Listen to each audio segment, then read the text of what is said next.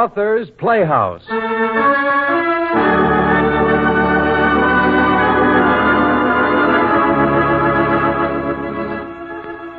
Generally speaking, ghosts are, well, just plain spirits.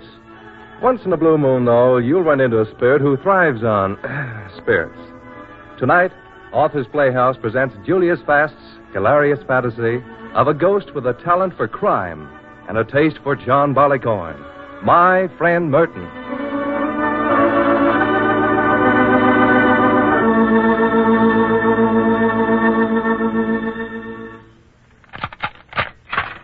Go right in, sir. Oh, thank you very much. Hello, Rocky. I suppose you're the guy from the radio, huh? Yes, I'm from the National Broadcasting Company. Sent here to interview you for the Author's Playhouse program. I've heard of the program. Oh, do you like it? Oh, it's all right, I guess. Yes. I want to find out everything about your friend Merton. My friend Merton. Please, if I never hear that name again, it will still be too soon. Well, I understand that Merton is, this is a rather delicate subject. I don't exactly know how I should put it, but is it true that Merton is a ghost? Don't be afraid to mention the word. Yes, Merton is a ghost. I see. Well, what do you want to know? Well, tell me how you met Merton. How you got into jail here. Well, just tell me the whole business, see? Oh. Imagine me on the radio. Just another Orson Welles or something, huh? Imagine. Where should I begin? Well, wherever the story with Merton begins. Huh. Well, you see, we were in a car, Lefty and I. And when I stopped the car, Lefty got out and, peeling 10 bills off his roll, he handed them to me. Take this and blow, Rocky. Oh, 50s and 100s, huh? It should hold you for a month. Get out of town. This place is too hot for you. Well, where'll I go? Gosh, I don't know. Any place, I guess. Go to the country. Rent an old house or something. Take it easy. Just remember, stay away from the city. Remember Shaney and Spike in case you're tempted to see the bright lights. Oh, never mind, Lefty. I remember Shaney and Spike. Didn't it cost me a cool $100 for calla lilies? Gee, they had a swell funeral. Yeah, but I'm sure they didn't enjoy it. Okay, Lefty, okay. It was a pleasure working with you, Rocky. You're an artist. Thank you.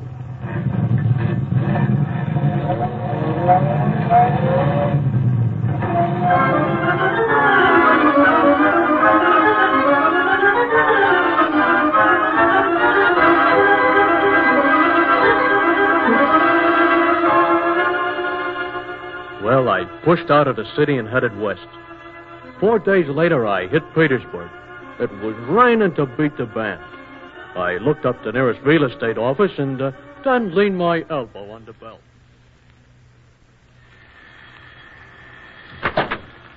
Come in, come in. You must be soaked to the skin. I am. Let me take your hat and coat, will you? You can go right into my office there. Oh, thank you. Now, what can I do for you? Well, I want a nice little house. Maybe 4 or 5 rooms. I really don't care how many. And a house that is far away from anybody else. Mm-hmm. 4 or 5? Mm-hmm. Yes, far away. I have just the place for you. The Barton House. Well, if it's okay by you, it's okay by me. You certainly do business quickly, Mr. Smith. Just plain Smith. Just let me have the key and then tell me how to get there. Don't you even want to see it first, Mr. Smith? If the house is good enough for you, Mr. Driscoll, it's good enough for me. Now, can you also tell me one more thing? Well, I hope so. What? Where is the nearest liquor store?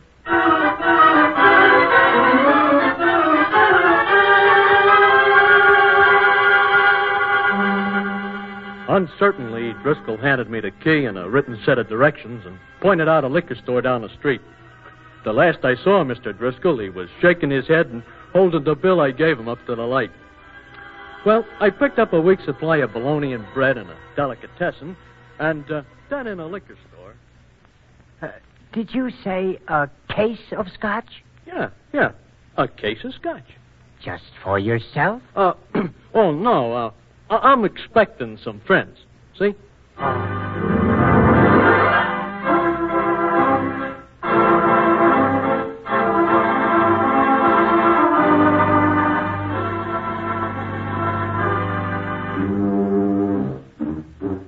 The road out to the Barton place looked like a bridle path. But the house itself wasn't too bad. It was a tight little brick job and had a built-in bar in the cellar, which interested me. Of course, there just wasn't any liquor, but I arranged my scotch on the shelf and poured myself a good stiff drink. And then I had a bologna sandwich and crawled into bed.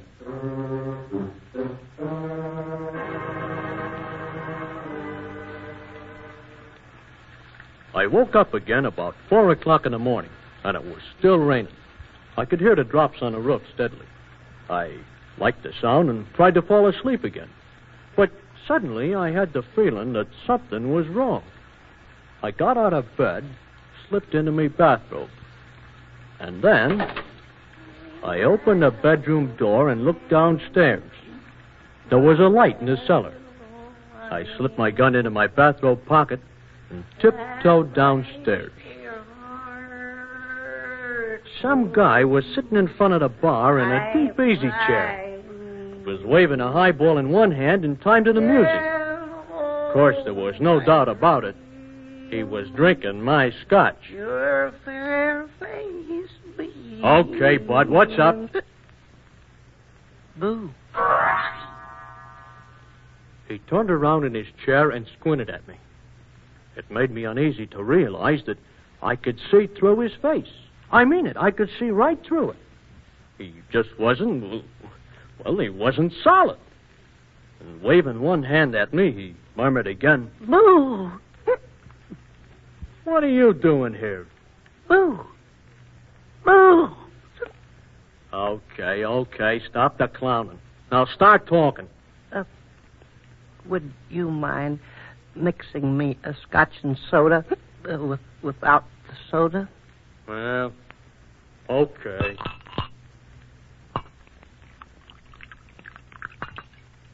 Say, listen. How come I can see right through you?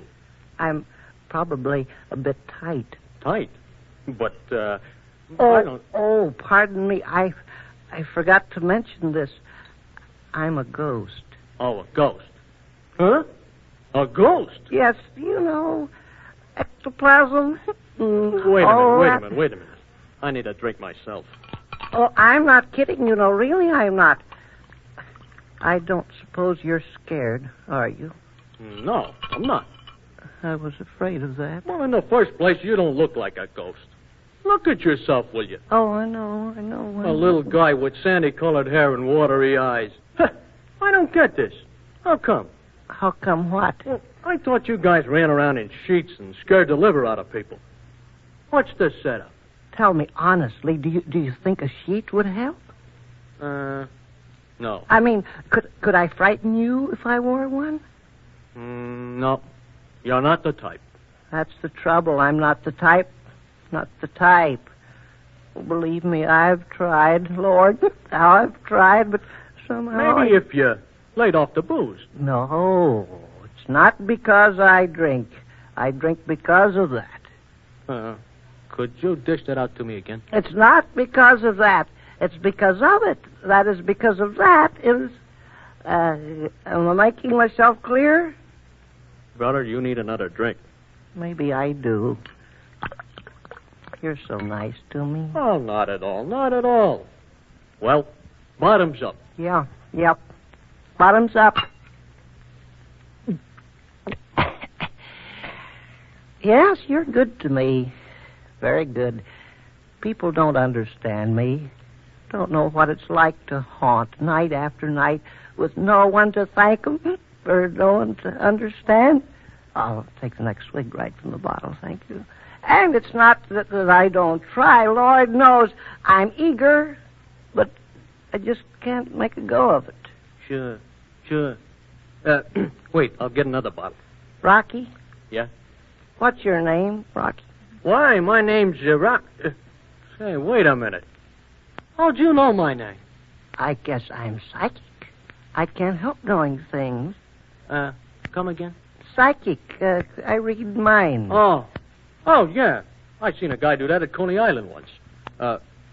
Say, what else can you do? Lots of things. Now watch. I'll just snap my fingers. See? Half of me's disappeared. Oh, my sweet Aunt Susan. Now watch. There goes my other half. Now all you see is the glass sort of hanging in midair, right? Hey, where are you? Right here, Rocky. Well, this is really... how about the drink? Well? Can you make that go, too? Sure. That's funny. I'll try it again. What's wrong? I must be a little tight tonight. Well, what has that got to do with it? Liquor inhibits me. I can't really express myself. But you'll see, when I'm sober, Rocky, I can make anything vanish. Anything? Yes. And bring it back later? Oh, how silly. Well, of course I can bring it back. Well, that's really something. Look, what's your name? Merton. Well, stick around, Merton. You and I got a lot in common. A lot in common. Here, have another swig. Thanks. I'll stick around, Rocky. Why, how wonderful. I'll haunt you. That's what I'll do. I'll haunt you. Won't that be fun, Rocky? Yeah, that'll be ducky. You haunt me, Merton, old boy, and will we have fun? Let's drink a toast, Merton. To you and me, partners.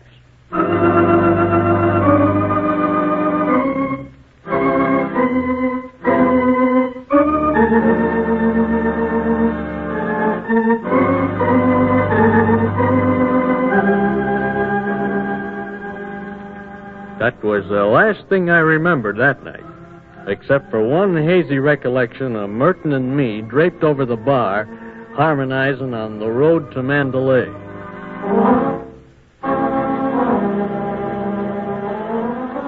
On the next morning, my head felt like a balloon caught in a hurricane. So I steadied myself with a good stiff scotch. And then I sat down to think things over. I didn't think too much about Merton. It made me feel uneasy. I just accepted him as he was. But what really kept me going was the possibility of Merton as a moneymaker.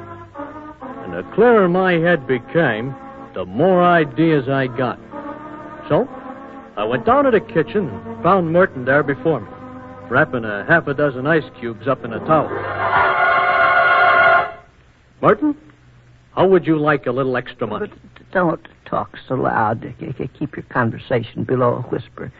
My head feels like something the dog buried last week.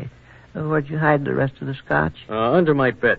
Now, look, Merton, I've got a little proposition for you. After I have a drink, yes. Under the bed, you say? I'll be right back. While he was gone, I cut myself some bologna and bread and started to think. The more I thought about the idea, the better it sounded. Believe me, it was an inspiration. Merton came back, and he looked much happier and a good deal more transparent. And standing in the door, he beamed at me. Ah, my good friend, Rocky. Sure, I'm your friend, Merton. Now, look, here's the setup. Now, listen to me closely. It's very important. I'll bet my bottom dollar, if I had one, it's going to be something illegal. Well, let's hear about it.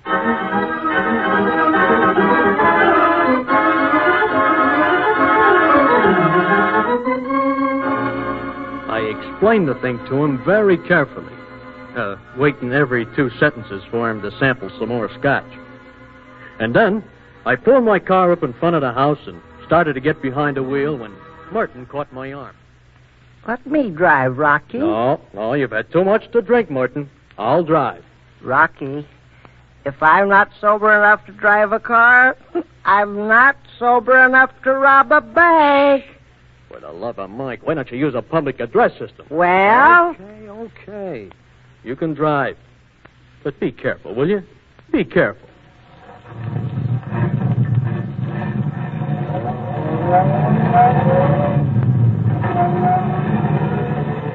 It was about 5 miles from the house to town, and when we finally pulled out onto the state highway, Merton let the car out. And I'm telling you, he was speeding. It amazed me how the wheels were able to stay on the ground.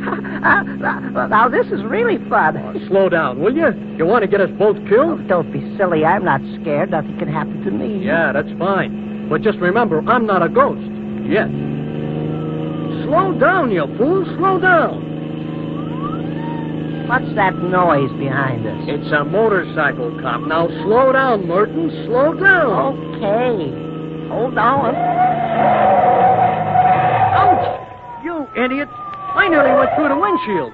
What sort of a... Wait. Merton, this is no time for you to pull a disappearing act. Now, Merton, make yourself visible, do you hear? Oh, Merton, make yourself visible. All right, wise guy. I know your Aunt Annie was dying. Say, what are you doing sitting on that side of the car? Look, officer, I wasn't driving. No, you were flying. I'm still with you, Rocky, old kid. Get out of here, you jackass. What was that? Oh, well, he must have fallen out of the car. What did you say? I said, you want to see my driver's license? Yeah, I want to see it, so I can make out this ticket. Well, now, look, officer, leave us not be hasty. Let me talk to him, Rocky. Shut up and keep out of this. I can explain everything, officer. Let go of my arm, you chump. Did you call me a chump? No, I said, oh, nuts. Give me the ticket and let's get it over with. Yeah, we have a bank to rob before noon. Oh, so you're a wise guy, are you? I think I'll run you in instead. Now, look, officer, Let's see you do it, you big palooka. Oh, shut up, Martin. That clinches it. 90 miles an hour, and you've got the nerve to talk back. Come on, follow me. It's a democracy, isn't it? We've got rights. It's a free country. It's a free country, all right, but not where you're going. And stop changing your voice, will you?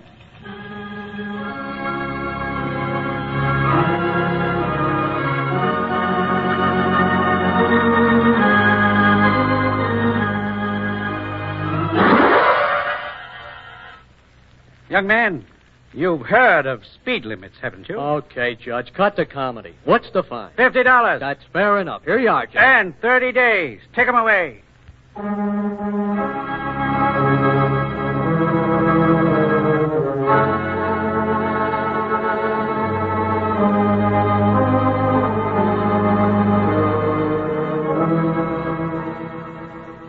I really couldn't complain. They gave me a very nice cell. It had a western exposure, and I could watch the sunsets from my window. The first night, I won $10 from the warden in gin rummy, so I settled for a bottle of scotch. Things were beginning to look better. After all, I was after arrest. But then Merton came back. I was playing solitaire on my cot when one of the red tens picked itself up and settled on a black jack. I gulped and looked around. A glass of scotch was floating around lazily about 4 feet from the floor. All right, come out and let me see you. Come out, you anemic excuse for a ghost. Come out and let me tear your arm off. You didn't think I'd desert you now, did you, Rocky? Well, I had my hopes. Oh, dear. Okay. Stop being cute. Now I can see your head and arms. Desert my bosom pal, my companion of the lonely hours?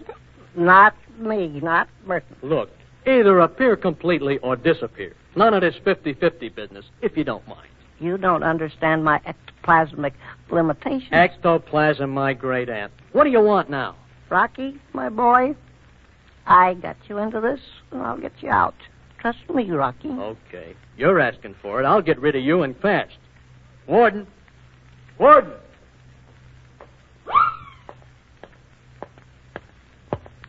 No more gin rummy, Rocky. The judge doesn't like it. Look, will you please get that graveyard monstrosity out of here? Get that... Say, that's pretty good. That glass suspended in midair. Magic, huh? So, you're one of them amateur magician fellas, huh?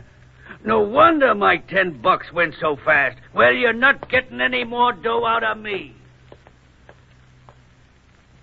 Now, was that nice, Rocky?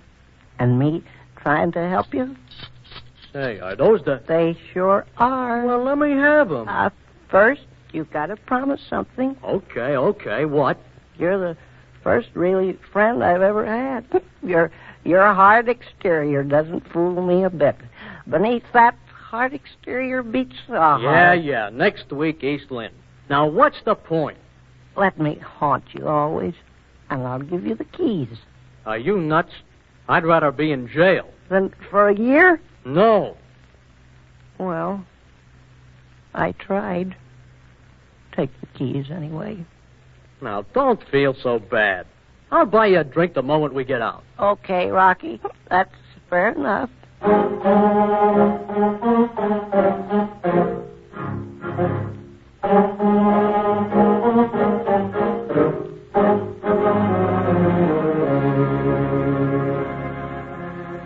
The fourth key fit, and since the warden was sound asleep, we got into the street without incident. Merton, by this time, appeared with his arms, head, and shoulders visible, but both legs still missing. I'm sorry, Rocky. Well, can't you try to bring your legs back? It just doesn't look right. I can't. I lose control when I get a little high. We found a darkly lit bar at the corner, which was empty except for a drunk and a bartender. We entered and ordered our drinks. And then a drunk suddenly looked at Merton. Hey, what do you know? This guy here ain't got no legs. He was born that way. Oh, I see. But if he ain't got no legs, how does he stand up? He holds himself up. Oh, I see. You hold your tongue, inebriator. I'll frighten you out of your pants. Oh, no. I'll never drink again as long as I live. No, I don't believe it. No. Hey, bartender, give us another round. Now, look here, you two. I don't mind some innocent fun. But you'll have to get out unless this gentleman here puts his head back on.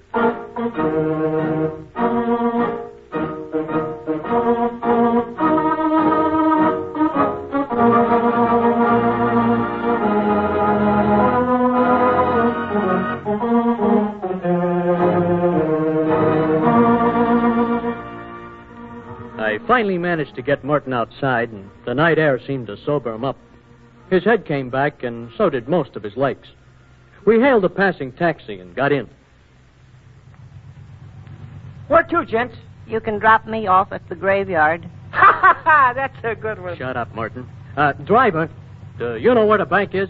The trust company? No, the savings bank. You want to go there? At this time of night? Well, I can't think of the address, and I'm going to the house right around the corner from the bank. Oh, I get you, Chief. You mean the banker's house, I guess.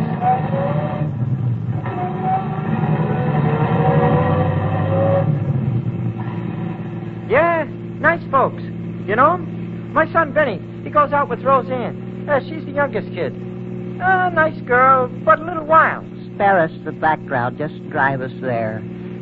Do I guess right, Rocky? Are you going to rob the B-A-N-K? Shut up, Merton. I think the driver heard you. Here you are, gents. This is the bank. That'll be 50 cents.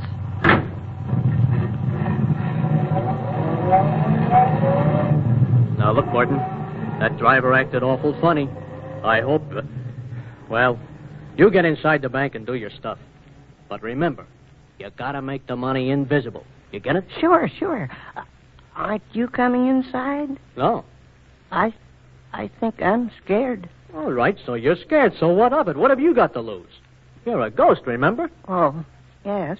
And besides, I'll buy you a drink. I'll buy you a case.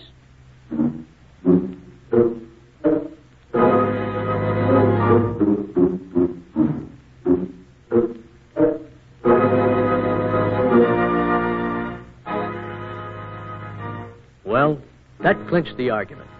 And Merton started up the steps.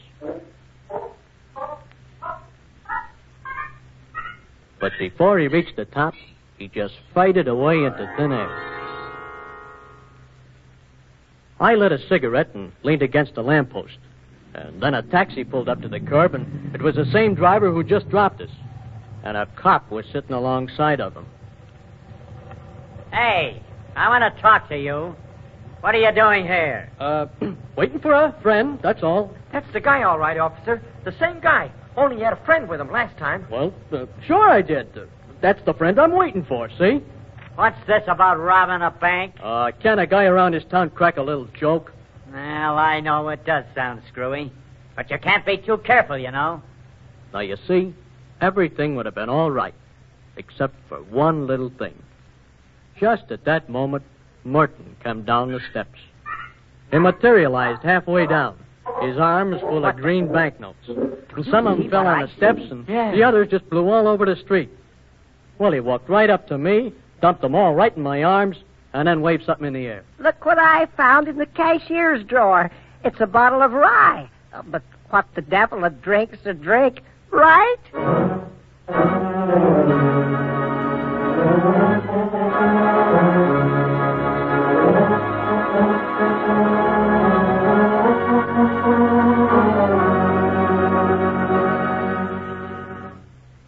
So, you see, Mr. Announcer, that's how the whole thing happened. This time, they gave me a cell with an eastern exposure, so I'm raising nasturtiums in a window box. You see, they need the morning sun. Yes, and, Merton. Have you seen him? Well, the warden claims that his whiskey evaporates faster than he can drink it, and nobody around here really can figure out what's happening to it. Have you got any ideas? Huh?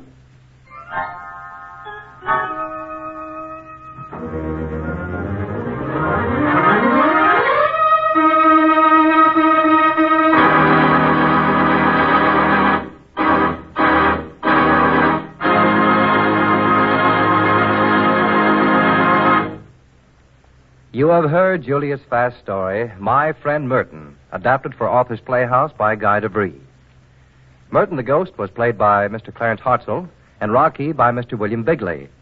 Others in the cast of Author's Playhouse tonight included Mr. Norman Gottschalk, Mr. Arthur Hearn, Mr. Michael Romano, Mr. Herbert Butterfield, and Mr. William Everett. The music was arranged and played by Mr. Elvin Owen. Production was under the direction of Albert Cruz. Next week, same time, same station, Author's Playhouse will bring you Cornell Woolrich's gripping story of a haunted man. Goodbye, New York.